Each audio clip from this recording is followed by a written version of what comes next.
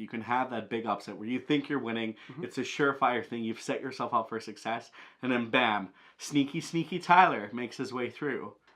Hello everybody, my name is Ilya. And my name is Tyler. Together we make up Kovray, a couple that loves to play board games. And today we'll be telling you about a 2-player game called Scales of Fate. Scales. Yeah. Scales of Fate is designed by Zach Dixon, Maxwell Anderson, and Austin Harrison, and it's published by Ivy Studio, who helped sponsor this video. Now in this game you'll be guiding 2 demigods in the path of renown. Will you score the most points? Will you deceive your opponent? Only time will tell. Now this is a prototype, so everything you see here today is not the final version and may be subject to change. But with all that said, let's go to the table and let's give you an overview of how the game works. Scales of Fate is a 2-player strategic deduction game where you represent 2 demigods. You'll strategically guide all 9 demigods to gain or lose renown in order to score the most points at the end of the 3 ages you'll play. Now the distance between your 2 assigned demigods will be the points you'll score, or if they share the same renown, you'll score that amount instead. Additionally, you'll score points for correctly deducing which 2 demigods your opponent controls, as it is a deduction game after all. Scales of Fate is played over 3 rounds, or ages in this case. You'll set up each age accordingly and begin playing by taking turns. On your turn, you can select 1 demigod to place on the board and activate actions, or gain servant tokens. You can instead place a servant token if you have one from a previous turn. This will be the primary way you'll move renown for demigods. Or you can use a god power. Let's go through each of these.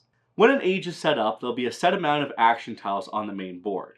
You'll take the actions by choosing any demigod from off the board and placing them onto the action tile. Let's go through them. Smite lets you take any demigod from off the board and place them directly into the abyss. Abyss Fate lets you move the abyss marker either left or right, deciding the fate of each demigod in the abyss at the end of the age. This can be done either prior or after a demigod has been placed there. Lastly, the other 3 locations give you the corresponding servant token, which can be used on a future turn during this age. Now instead of placing a demigod on your turn, you can choose to place a servant. Placing servants is a primary way to influence a demigod's renown. When performing the action, you'll take a servant token you've collected earlier in the age and place it on any available space along the outer edge of the quests. Once placed, you'll evaluate and score quests affected by that servant. An omega symbol on a quest corresponds to gaining renown, while a sickle corresponds to a loss of renown. Let's go through the servants. The Penance Servant targets all Scorpion quests, the Dark quests, in the row or column it's placed in.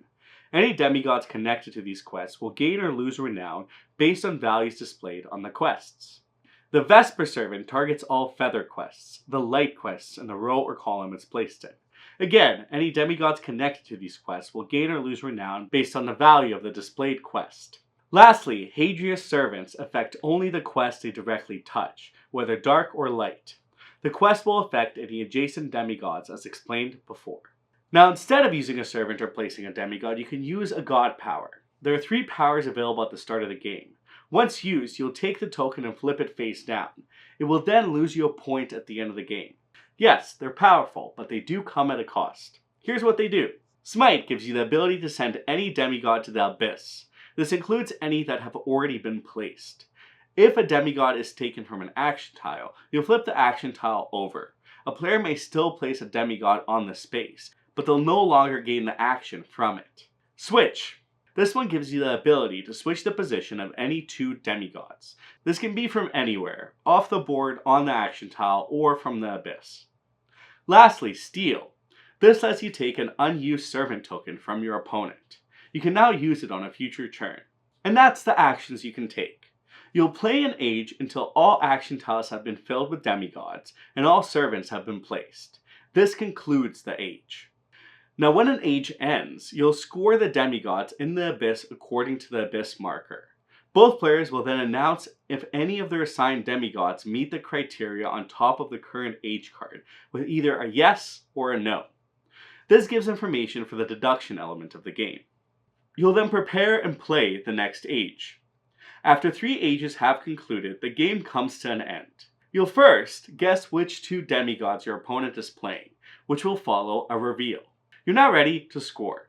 You'll first receive points for your demigods. If they are on the same space on the renown track, you'll score the value of that space. If they're on different spaces, you'll score the difference in renown instead. You'll then score points based on your guesses of your opponent's demigods. If both your guesses are correct, you'll gain 3 victory points. If you've only guessed one correct, you'll gain 0 victory points. And if you've guessed neither correct, you'll lose a victory point. Lastly, you'll lose 1 victory point for each god power you have used. You'll then compare the scores, and the player with the most points wins. And that's an overview of Scales of Fate. Will you outmaneuver your opponent? I don't know. You've got to be very quick on your feet and try and be very sneaky. Tyler has sneaked his way to a victory each time. I really like this game. It's fun to try and figure out how to play the player. So 2-player games are always very interesting when you're really going against a person, and this brings in a deduction aspect that although social, it's interesting to figure it out so quickly, or maybe you don't even figure it at all.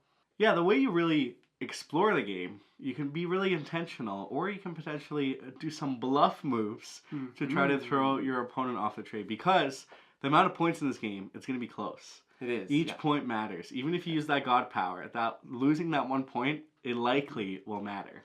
I mean, if you're too obvious, then it might not be. But as you get better and better at this game, you will learn the strategies, the ins and outs, and that's what's interesting about this game. But what are we here to talk about today? We're here to tell you about the key features of this game, preview some of the things that stood out for us that may lead you to consider checking this game out for yourself. Exactly. Let's start with the obvious. It's a 2-player game. It is a 2-player game. If you like 2-player games, then I think that this is definitely worth checking out. You'll get that head-to-head.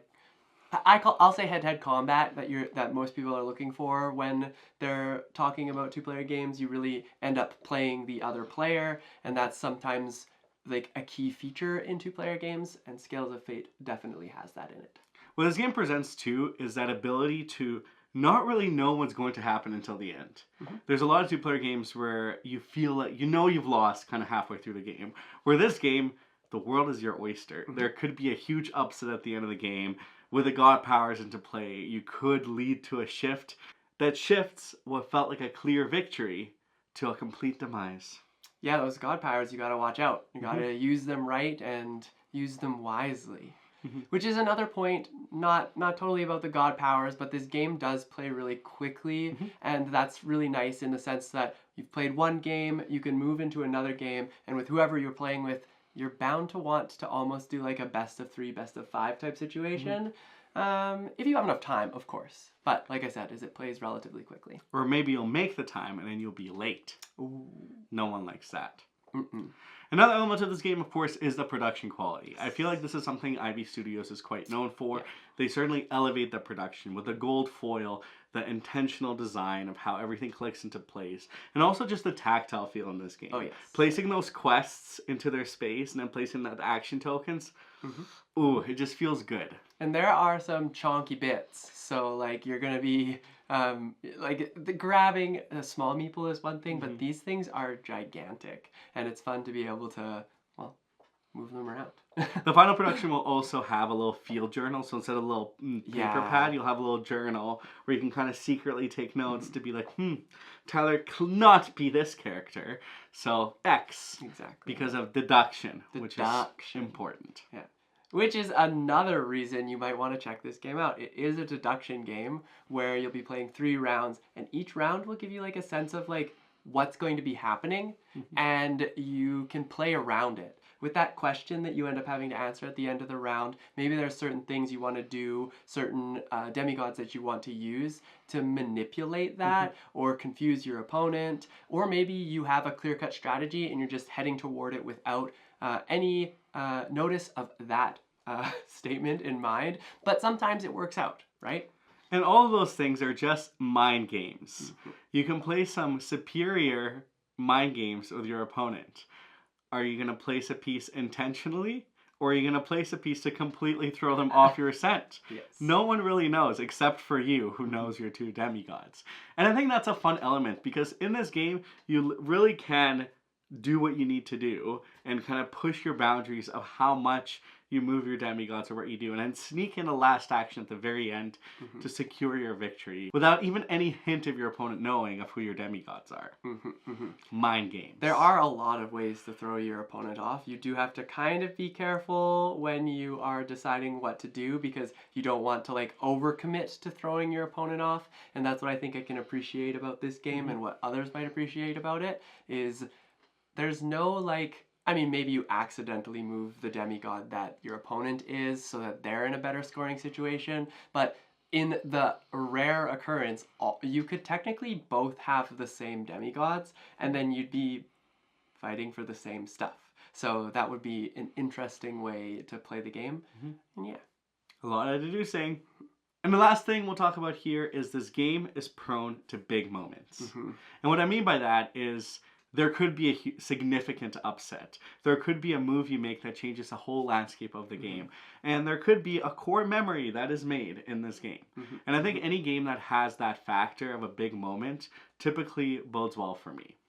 Yep. The last game we played, I played the switch power, and I put the right demigod into the abyss. And that was enough to throw Ilya off of who my second demigod was, but also make it so that both of them were together. I had it in the bag. My demigods were as far apart as they could be, and I thought I was so sneaky, and then I was not, because Tyler managed to guess mine, I did not guess his, and he managed to line his in the same space, which was 12. So he received 12 points. A lot of points. Yeah. So many points. But I think that's in core of what a big moment can look like. You can have that big upset where you think you're winning, it's a surefire thing, you've set yourself up for success, and then bam, sneaky Tyler makes his way through and takes away your joy. No, you'll still have fun. You just have to play another game and hope you win it. I guess one day. One day, maybe. Now, in summary, what do we got? This game is a perfect two-player game where you can expect that head-to-head, like play-the-player type interaction. It plays really quick, so you'll be able to get a few rounds in if you want, and it's beautiful. It has a gorgeous production value, a lot of chunky bits, and a lot of memories that can be made at the table to leave you coming back for more. Exactly. Now, if this interested you in any way whatsoever, you can head on down to the link in the description where you can learn more about Scales of Fate. Or you can ask us a question in the comments below where we will be engaging in the replies to your questions. Yeah. And of course, if you found this video helpful, make sure you hit that thumbs up button, hit that subscribe button if you're new here, because we love chatting and teaching and overviewing board games just like this. Now, for our question of the day, when is the last time you tricked somebody? Tricky. Did you outmaneuver them and have the last cookie as part of the cookie jar? Did you, I don't know, any other tricky situations? Did you play Scales of Fate and come out with a victory because you made a final hoorah that saved your game? Or maybe you just stole the last cookie, because that's all I can think about. You can let us know down in the comments below. Until next time, though, we will see you later. Bye. Bye.